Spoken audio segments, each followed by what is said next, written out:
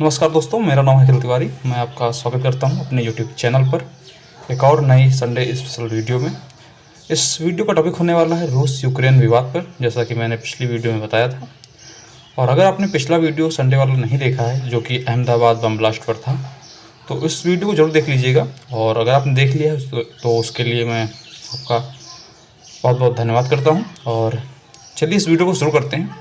और इस वीडियो को शुरू करने से पहले हम रूस के बारे में थोड़ा सा जान लेते हैं। रूस जो दुनिया का सबसे बड़ा देश है क्षेत्रफल के हिसाब से, और यहाँ के राष्ट्रपति व्लादिमीर पुतिन हैं और मॉस्को यहाँ की राजधानी है। रूस यूक्रेन विवाद काफ़ी समय से चला आ रहा है और युद्ध जो इसका शुरू हुआ था ये 24 फरवरी 2022 को भी हाल ही में शुरू हुआ।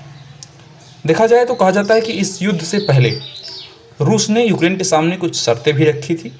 अगर यूक्रेन इन शर्तों को मान लेता तो शायद ये युद्ध नहीं होते। अगर हम उन शर्तों को ध्यान से देखें तो हम समझेंगे कि जो शर्त रूस ने रखी थी वो अप्रत्यक्ष रूप से नाटो और यूएसए के सामने रखी थी, ना कि यूक्रेन के सामने। यूक्रेन तो बस बीच का प्यादा बना हुआ था। अब प्यादा यूक्रेन क्यों बना हुआ था, इस बात को समझने के लिए हमें पीछे चलना होगा। एक समय था जब रूस, यूक्रेन और कई देश, इनके स्थान पर संयुक्त रूप से एक देश यूएसएसआर हुआ करता था। यूएसएसआर मतलब union of Soviet socialist Republican. USSR का गठन 1922 में हुआ था और 1991 में यूएसएसआर का विभाजन हुआ और इसके परिणामस्वरूप कुल 15 छोटे छोटे देश इससे विभाजित होकर वर्चस्व में आए, जिसमें से Kazakhstan, Kyrgyzstan, Ukraine, Georgia, Uzbekistan, Belarus, रूस और कई देश थे। कुल 15 देश छोटे छोटे थे। अगर हम यूक्रेन की बात करें तो यूक्रेन रसिया से अलग जरूर हो गया था, फिर भी उसकी सारी गतिविधियां अभी भी रूस के हाथ में ही थी।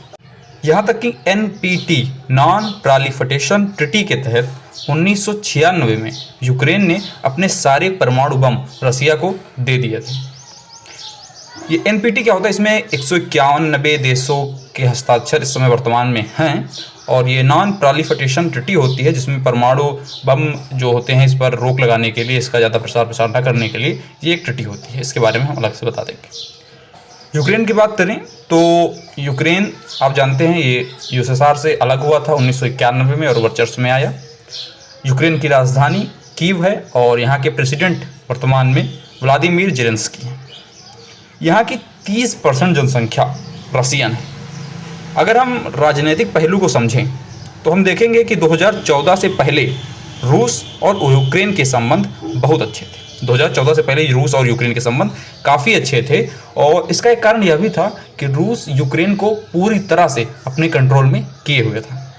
2010 से 14 के बीच यूक्रेन के राष्ट्रपति मिस्टर विक्टर थे जो पूरी तरह से रूस को समर्पित थे तथा ये यूरोपीय यूनियन के कट्टर विरोधी भी थे। इसका यूक्रेन के लोगों ने ही इसका काफ़ी ज़्यादा विरोध किया, क्योंकि यूक्रेन की आधी से ज़्यादा आबादी यूरोपीय यूनियन के समर्थन में थी। विरोध इस हद तक बढ़ गया कि विक्टर को यूक्रेन छोड़कर फरवरी 2014 में रसिया भागना पड़ा। यह बात रूस को पसंद नहीं आई और रूस ने यूक्रेन के एक दक्षिणतम शहर क्रीमिया को अपने कब्जे में ले लिया। इस प्रकार आगे के राष्ट्रपतियों ने, जो यूक्रेन के आगे राष्ट्रपति बने, उन्होंने इस बात को गंभीरता से लिया कि यहाँ की जनता क्या चाहती है। वो यूरोपीय यूनियन का समर्थन चाहती हैं, यूरोपीय यूनियन को समर्थन करती हैं। इसलिए यूक्रेन के जो आगे राष्ट्रपति बने 2014 के बाद, उन्होंने पूरी तरह से यूरोपीय यूनियन का समर्थन किया।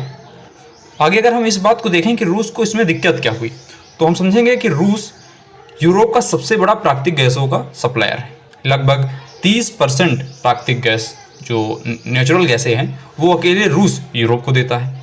चूँकि नेचुरल गैस की सप्लाई पाइपलाइनों से होती है, इसलिए जिन देशों में से ये पाइपलाइन गुजरती हैं रूस उसको अपना रेंट दे देता है। यूक्रेन से बहुत अधिक संख्या में ये पाइपलाइन गुजरती हैं। 2014 तक तो ये सब ठीक था, लेकिन 2014 के बाद जब परिस्थितियाँ बदली तो उस समय यूक्रेन $33 बिलियन प्रति साल रूस से मांगने लगा। यहाँ तक तो ठीक था, पर बात तब ज़्यादा बिगड़ गई जब रूस ने यूक्रेन को यूरेशियन इकोनॉमिक यूनियन, ये एक मुफ्त व्यापार समझौता है, इसे ज्वाइन करने की सलाह दी, लेकिन यूक्रेन ने इसे मना कर दिया। और इसी के साथ यूक्रेन का नाटो के साथ जुड़ने की खबर से यह मामला और भी ज़्यादा गंभीर हो गया। अगर हम नाटो की बात करें तो नाटो का फुल फॉर्म होता है ना the North Atlantic Treaty Organization. 1949 में इसकी स्थापना हुई थी और ब्रुसेल्स, बेल्जियम का एक शहर है ब्रुसेल्स, यहाँ इसका हेडक्वार्टर है। शुरुआत में 11 सदस्य इसके सदस्य देश थे।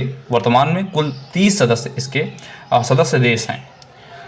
इनका एक नियम है, एक उसूल है कि इनके सदस्य देशों में किसी पर भी यदि कोई देश हमला करता है तो यह हमला इन सभी देशों पर, इन सभी 30 देशों पर यह हमला माना जाएगा। सभी 30 देश मिलकर उस देश से लड़ेंगे।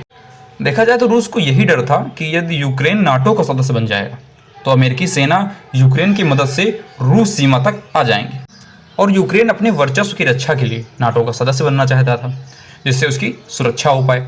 अगर इस युद्ध को हम सही ढंग से देखें तो हम देखेंगे कि यह युद्ध रूस और अमेरिका के बीच का है, ना कि यूक्रेन का। यूक्रेन तो इसमें फंस गया है। पुतिन ने अपने भाषण में साफ कहा था कि यूक्रेन पर कब्जा वो नहीं करेंगे, वो यूक्रेन पर कब्जा नहीं करना चाहते, बस वो वहाँ से यूक्रेन की सेना को हटाना चाहते हैं। अगर इसका हम मतलब समझें तो इसका मतलब साफ है कि पुतिन यूक्रेन में फिर से 2014 के पहले वाले हालात चाहते हैं, अर्थात कठपुतली सरकार यूक्रेन में चाहते हैं, जिससे आगे भविष्य में यूक्रेन कभी भी नाटो का सदस्य ना बने और रूस अमेरिका से सुरक्षित रहे, अमेरिका की सेना रूस के बॉर्डर तक ना आ पाए। जो सही भी है, क्योंकि कोई भी ऐसा देश नहीं चाहता कि दूसरा देश उसकी सीमा तक आए, उसकी सीमा पर अपने सैनिकों को खड़ा करे, अपने सीमा पर तनाव बढ़े, ये कोई भी देश नहीं चाहता। तो बस यही रूस का भी कहना है। और अंत में सबसे ज़रूरी बात कि भारत को किसका पक्ष लेना चाहिए। देखिए, इस विषय पर सबकी अपनी अपनी अलग अलग राय हैं और मैं अपनी राय इस वीडियो में देना चाहता हूँ। देखिए, हम देखेंगे कि भारत यूक्रेन की तरह अन्य देशों के भड़काने में आकर कोई भी गलत कदम नहीं उठाएगा या कोई भी कदम नहीं उठाएगा। जिस तरह यूक्रेन ने दूसरे देशों के भड़काने पर आकर अलग अलग कदम उठाए हैं, तो आज ये स्थिति हुई है, वो भारत नहीं करेगा। भारत रसिया का विरोध नहीं कर सकता, क्योंकि रूस और भारत का एक पुराना मित्र देश है। रूस भारत की पुरानी मित्रता रही है, जिसने हमेशा भारत का साथ दिया है। वो चाहे 1971 में भारत पाक युद्ध हो, या फिर आर्टिकल 370, या फिर 1998 में परमाणु बम परीक्षण। जिस समय भारत ने 1998 में परमाणु बम परीक्षण किया था, उस समय सारा विश्व भारत के खिलाफ था। एक रूस था जो भारत के साथ में खड़ा हुआ था। तो वो चाहे भारतीय सेना को दिया गया हुआ INS विक्रमादित्य पोत हो, ब्रह्मोस मिसाइल हो, सुखोई जहाज हो, और भी कई चीज़ें जो हमें रूस की सहायता से मिली हैं, तो ये हम नहीं भूल सकते। और एक और कारण देखें तो अगर भारत रूस के खिलाफ कुछ बोलता है तो यह भारत के लिए नुकसानदायक हो सकता है, क्योंकि फिर रूस जो है वो पाक और चीन के पक्ष में आ जाएगा, जो भारत बिल्कुल नहीं चाहता। तो क्योंकि रूस और चाइना की काफ़ी अच्छी दोस्ती इस समय चल रही है, तो अगर भारत इसके खिलाफ, रूस के खिलाफ हो जाता है, तो चाइना को एक अच्छा अवसर मिल जाएगा रूस को अपने फेवर में करने का, और रूस, पाक और चाइना, ये 3 देश एक गुट बन जाएंगे। तो ये भारत बिल्कुल नहीं चाहेगा।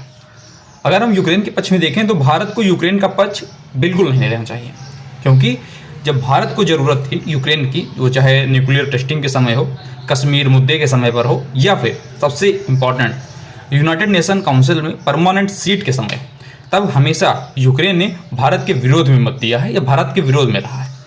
अगर यूक्रेन कहता है कि उस समय उसकी कुछ मजबूरियां थी, तो सीधी सी बात है, माफ़ कीजिएगा, इस बार भारत की भी कुछ अपनी मजबूरियां हैं। तो ये था इस वीडियो का कंक्लूज़न। और तो बस इस छोटे से वीडियो में मैं कम समय में इस बड़े से टॉपिक को समझाने की पूरी कोशिश मैंने की है, और मैं आशा करता हूँ कि आप इस बात को अच्छे से समझ गए होंगे कि रूस यूक्रेन विवाद असलियत में है क्या। आपका क्या राय रहा इस वीडियो में, ये कमेंट में ज़रूर बताइएगा। वीडियो पसंद आए तो लाइक कर दीजिए और चैनल को सब्सक्राइब भी कर दीजिए। वीडियो को जितना ज़्यादा हो सके शेयर भी कर दीजिए। तो चलिए, मेरा नाम है अखिल तिवारी। मिलते हैं अगले रविवार एक और नए टॉपिक के साथ। तब तक के लिए धन्यवाद।